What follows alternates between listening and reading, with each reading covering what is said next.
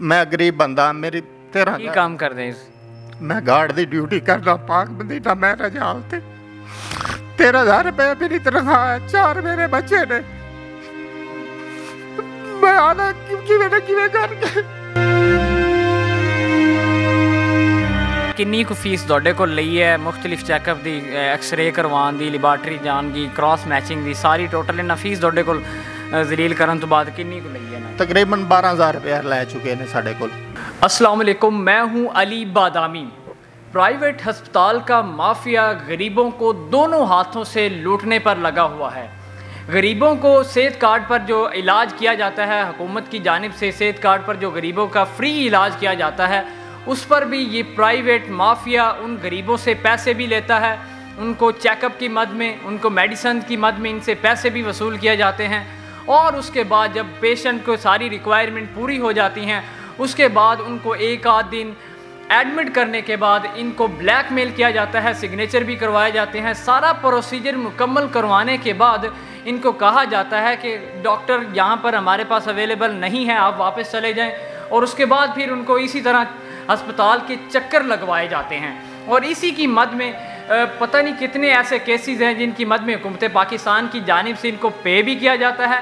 ये सारा प्रोसीजर जो एक इलाज होने के बाद होता है, ये सारा पूरा करते हैं, लेकिन हकीकत में ये उन पेशेंट का इलाज नहीं करते हैं।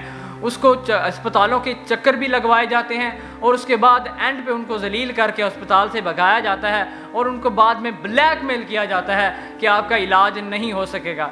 इसी तरह ही मेरे साथ एक पेशेंट मौजूद है, इनके साथ क्या माजरा हुआ, हम आपको सारी स्टोरी इसी में बताते हैं। अस्सलाम वालेकुम। वालेकुम सलाम सर। अच्छा, आपने कौन से अस्पताल से आपने इलाज करवाया और सेहत कार्ड पे आप गए थे? शौकत सर्जिकल सर जी। शौकत सर्जिकल हॉस्पिटल इधर जो दीपालपुर उकाड़ा रोड में मौजूद है? जी सर जी। तो क्या आपका मसला था, किस चीज़ का आपका था, ऑपरेट होना था और इन्होंने नहीं किया? गुर्दे में पथरियाँ हैं 6। ठीक है। हफ्ते को हम आए थे 20 तरीक को।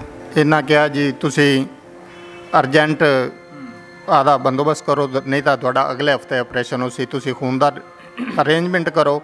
उधरों रिपोर्टां इन्हें लिख के देतियां भी आ सारियां रिपोर्टां बाहरों करवाओ। अंदर इन्हों के लैबोरेटरी सी, उतों असी सारियां रिपोर्टां करवाइयां ने, खून का अरेंजमेंट किया है। सारा प्राइवेट ही करवाया, पैसे भी दिते ने तुसी? जी प्राइवेट सारा।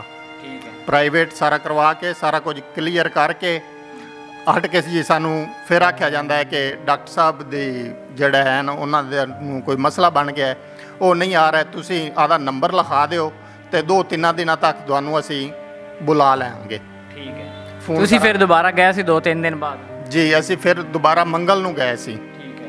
मंगल नू जदों गए हैं दोबारा फिर इन्हां चैकअप दी साडे कोल फीस दोबारा फिर लई है। पहले भी लई है, बाद ते भी लई है? जी पहले दिन भी फीस इन्हां लई सी, अगों जदों असी मंगल नू आए उस दिन भी इन्हां साडे कोल फीस लई है। उस तो बाद उन्हां आख्या जी दवाई तुहानू लिख के दे देने, डॉक्टर साहब हफ्ते नू आवणगे, हफ्ते नू तुहाडा ऑपरेट होवेगा, तुसी 10 बजे आ जाना है, तो जड़ा नाश्ता वगैरह है हल्का फुल्का करके तुसी आ जाना है। असी जी हफ्ते नू आ गए हैं। जदों असी आए हैं 10 बजे से आए हैं, इन्हें आख्या जी ठीक है, कार्ड दे जड़ा है वो आदे भी प्रोसीजर सी सारा मुकम्मल इन्हें करवा लिया। हाँ जी, साढ़े कोल फिर फोटो कापियां सन, वो फोटो कापियां जड़ियां ने इन्हों कोल साढ़े उत्थे गुम हुई ने। इन्हें आख्या जी असी तुहानू दे दियां ने, भी सानू दे देंदे तो असी दूजियां जो संभाल के रखियां हुई ने, सारियां एक्सरे वगैरह सारा कुछ रखा हुआ है, वो भी रख सकते सी। उनदे विच रिपोर्ट सी क्रॉस मैचिंग दी खून दी, वो गुम हो गई इन्हों कोल, वो सारे वापस ही नहीं दी। हाँ जी, उन्हें वापस ही नहीं दी। हट के उन्हें आख्या जी दोबारा क्रॉस मैच दोबारा होगा, दोबारा अरेंजमेंट करो, फिर तुहानू एडमिट करांगे।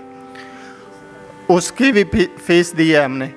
उस तो बाद जी असी फिर मुंडे मंगवाए ने 2, मैं छोटे भाई का जड़ा है उनका ग्रुप सी, वो मंगवा के इन्हें फीस फिर लई है साढ़े कोल उनकी, वो क्रॉस मैच इन्हें क्लीयर। मतलब इन्हें किन्नी कु फीस तुहाडे कोल लई है मुख्तलिफ चैकअप दी, एक्सरे करवाने दी, लैबार्टरी जान की, क्रॉस मैचिंग दी, सारी टोटल इन्हें फीस तुहाडे कोल जलील करन तो बाद किन्नी कु लई है ना? तकरीबन 12,000 रुपया लै चुके हैं साढ़े कोल। वैसे अगर प्राइवेट सेहत कार्ड तो बगैर भी करवाइए तो 15-20 हज़ार दे विच अच्छा हो जाता ऑपरेशन।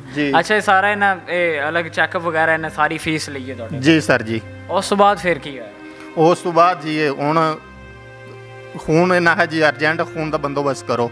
फिर छोर मंगवाया खून कਢਾਇਆ ਉਹ ਅਜੇ ਇਹਨਾਂ ਦੀ ਉੱਥੇ ਲੈਬਾਰਟਰੀ ਦੇ ਵਿੱਚ ਤੁਸੀਂ ਅਰੇਂਜਮੈਂਟ ਖੂਨ ਦਾ ਪਹਿਲੇ ਵੀ ਕੀਤਾ ਸੀ ਜਦੋਂ ਪਹਿਲੇ ਗਿਆ ਸੀ ਦੁਬਾਰਾ ਫਿਰ ਜਦੋਂ ਆਏ ਜੇ ਫਿਰ ਕਰਵਾਇਆ ਗਿਆ? ਜੀ ਸਰ ਜੀ ਦੁਬਾਰਾ ਫਿਰ ਕੀਤਾ ਉਹ ਅਜੇ ਵੀ ਇਹਨਾਂ ਦੀ ਲੈਬਾਰਟਰੀ ਵਿੱਚ ਮੌਜੂਦਾ ਇਸ ਟਾਈਮ ਪਿਆ ਹੈ ਸਾਡਾ ਉਹਦੀ ਰਿਪੋਰਟ ਵੀ ਸਾਡੇ ਕੋਲ ਹੈ।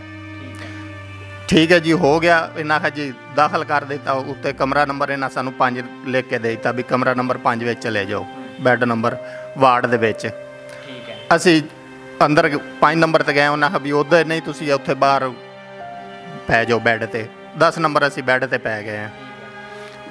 10 नंबर बैड ते मैं पिया रहा इन्ना दवाई जिहड़ी है एक छोटी जी बोतल सी वो लाई है उस बाद वड्डी इन्ना ट्रिप ला दी है। मेरे दर्द हो ही जा रही सी फिर भी मैं आख्या भी मैनू दर्द हो रही है कोई इंजैक्शन वगैरह लगा दिओ या मैनू कोई शै खाण नू दे दिओ। मेरे घर दे गए ने उन्होंने पूछा ने उन्हें नहीं नहीं तुहाडा ऑपरेट होना है खाण पीन तुहाडा बंद है।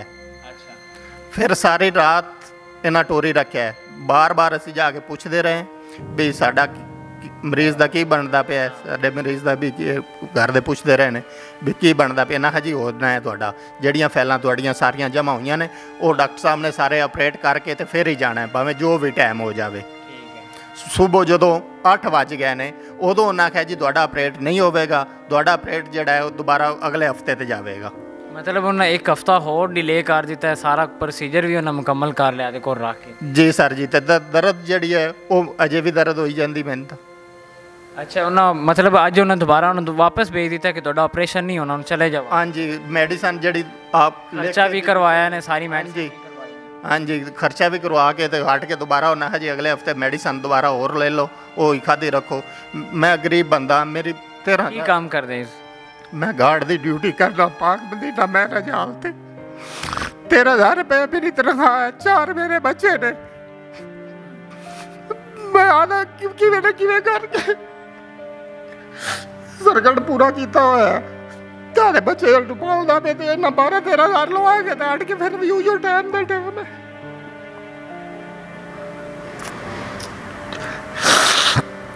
तनख्वाह कितनी है थोड़ी बच्चे कितने ने स्कूल जाते? हाँ जी 2 बच्चे मेरे स्कूल जाते हैं एक बेटी छोटी है वो नहीं जाती वड्डा मेरा बेटा नौकरी कर रहा है वो भी।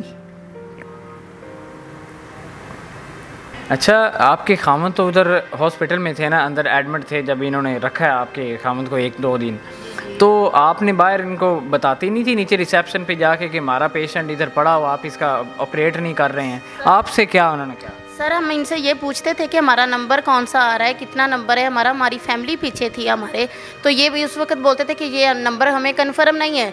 लेकिन जब सुबह डॉक्टर 8 बजे निकले हैं ना तो उस वक्त उन्होंने कहा कि आपका ऑपरेशन तो हमने कर दिया है। जब हमारा मरीज़ उल्टा लेटा हुआ था बेड पे हमने सीधा किया तो डॉक्टर साहब ने बोला कि ये तो उसका मरीज़ दूसरे का ऑपरेशन हो गया इसके तो उसकी शक्ल मिलती थी। यानी इन डॉक्टर्स को हॉस्पिटल वालों को पता ही नहीं है कि हमने किस पेशेंट का करना है किसका नहीं किया है?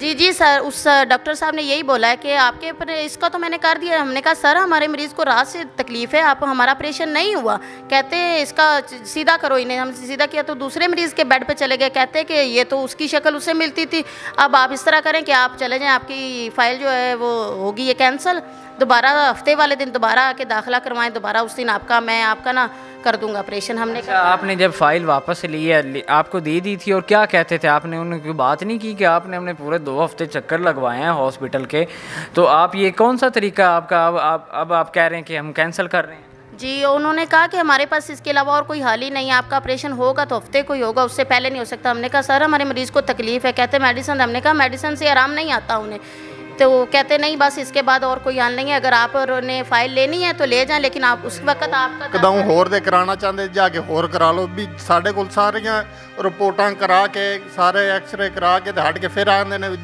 और जितों मर्जी। अच्छा उल्टा धमकियां और ये चीज़ें कि जितों मर्जी करवा लो जाते। फिर इन्होंने ये भी बात बोली है कि अगर आपने फ़ाइल लेनी है ना साइन के बगैर तो फिर आपका 3 माह बाद दाखिला होगा पहले नहीं होगा। अच्छा साइन उन्होंने करवा लिए हैं आप लोगों से आप रिपोर्टें हम दिखाएंगे वगैरह वो जो करवाते हैं ना काउंटर पे और ये तो सारी चीज़ें तब होती हैं जब एक पेशेंट का प्रॉपर तौर पर ऑपरेट हो जाता है और छुट्टी टाइम ये सारी फाइल मुकम्मल नहीं उन्होंने हमारे सिग्नेचर वगैरह पहले ही ले लिए अंगूठे भी लगवा लिए हैं तो यानी कि पूरी हमारी फैमिलिटी जमा हो गई थी लेकिन हमारा ऑपरेट नहीं हुआ हमारी वार्ड में 6 मरीज़ थे, लेकिन 5 का हुआ है, हमारे मरीज़ का ऑपरेट नहीं उन्होंने किया। आपके हस्बैंड कह रहे हैं कि धमकियां भी लगा रहे थे, क्या कोई बात की? जी बिल्कुल, उन्होंने कहा कि अगर आप फाइल इस तरह लेना चाहते हैं ना, तो फिर आपका 3 माह से पहले दाखिला ही नहीं होगा। हाँ, उससे पहले जी नाज़रीन, आपने देखा कि ये बंदा एक मज़दूर आदमी है। इस बंदे की सिर्फ 12,000 तनख्वाह है और इसके 2 छोटे छोटे बच्चे भी हैं, और इस बंदे 4 बच्चे हैं इसके, और इस बंदे को 2 से 3 हफ्ते पूरे चक्कर लगवाए गए हैं अस्पताल के, प्राइवेट हॉस्पिटल के, फ़ीसें भी ली गई हैं, इसके अखराजात भी करवाएं, और कम से कम इतना उन्होंने ख़र्चा करवा लिया है जितना एक प्राइवेट हॉस्पिटल पे अब सेहत कार्ड के बगैर भी ऑपरेशन हो जाता है। इनकी अब क्या अपील है, इनसे ही पूछेंगे। आपकी अब इंतज़ामिया से क्या अपील है, वज़ीर आज़म और वज़ीर आला और जो CEO हेल्थ हैं उनसे? यही है कि हमें इंसाफ फराहम किया जाए, और आइंदा तो जेड़े साढ़े नाल इवें होया है, ये दूजियां नाल भी इवें हुंदा होवेगा, लिहाजा इस चीज़ से नोटिस लिया जाए, हमारा जो है इलाज कराया जाए और हमें इंसाफ फराहम किया जाए। जी नाज़रीन, इनकी वज़ीर आला पंजाब और CEO हेल्थ जो डिस्ट्रिक्ट के हैं उनसे ये अपील है कि इनको इंसाफ दिलवाया जाए, और जो माफिया बना हुआ है इनके ख़िलाफ़ एक्शन करवाया जाए, सख्त एक्शन करवाया जाए।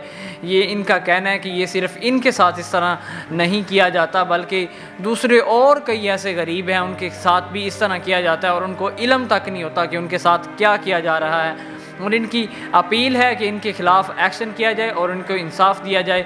इसी के साथ अपने मेज़बान अली बादामी को इजाज़त दीजिएगा। अल्लाह निगहबान।